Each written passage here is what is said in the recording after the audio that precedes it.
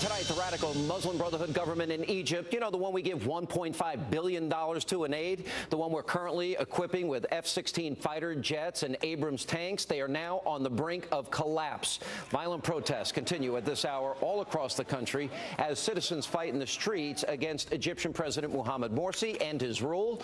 Now, since the Arab Spring ended almost 2 years ago, bloody protests have been the norm as citizens refuse to accept Morsi's consolidation of power and his passage of an Islamist constitution.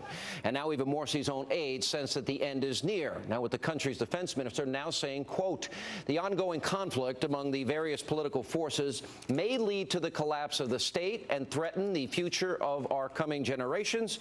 But if Morsi and the Muslim Brotherhood fall, who's going to fill that vacuum? Could they prove to be even more radical than he is?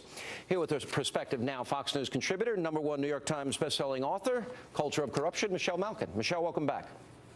Thanks for having me back, Sean. All right, let's start with the developments here, how wrong this president has been and how wrong so many have been about what was going to happen with the Arab Spring. This couldn't have turned out any worse, and now we're giving them F-16 jets and Abrams tanks. Who's going to be? Who's going to have control of them soon? It's very worrisome when you consider the vacuum, and my heart goes out to all of the true freedom fighters, the secular activists, the young people in Egypt who had so much hope. We're now past the second anniversary of the great vaunted Arab Spring, and I think for Americans, we also remember that this is the second anniversary of Obama basking in all of the encomiums and praise for his purported role in ushering this great new era of freedom. Look at it. We've got looting, violence, police brutality, hostage situations, the crushing of political dissent. The new dictator looks a lot like the old dictator, and we're subsidizing it, supporting it, and this administration and the White House are completely mum about the suffering of Egyptians who were supposed to be better off. And a constitution based in Sharia is what he's now implementing. And so we're giving a guy that ran a terrorist organization, the Muslim Brotherhood, F-16 fighter jets. We're giving them Abrams tanks. We're giving them $1.5 billion in aid. He's called the Israelis descendants of pigs and apes. And here's what his top aide said. Yep.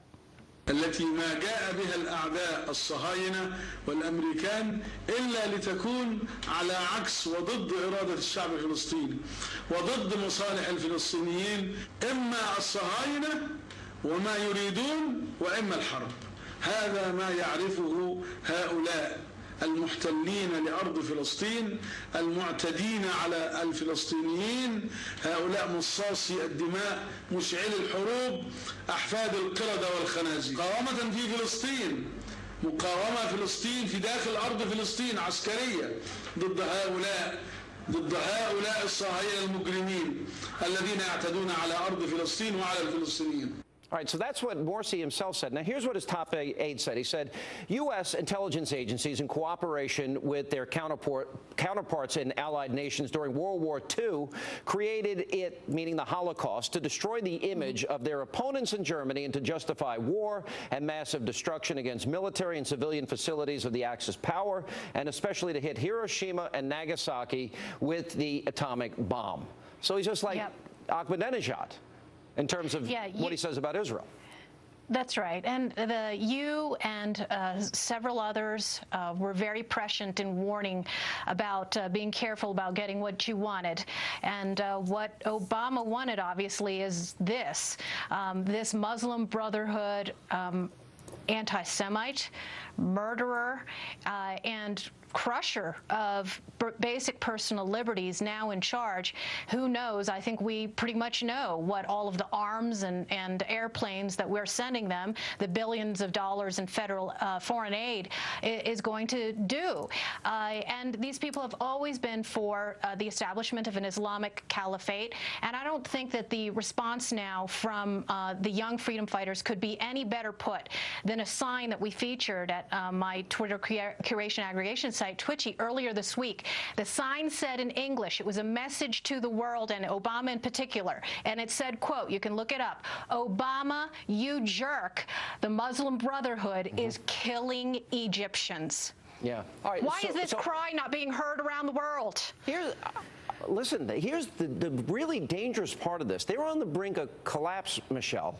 And yes. we know now their radical views, anti-Semitic, anti-American. So the question is why?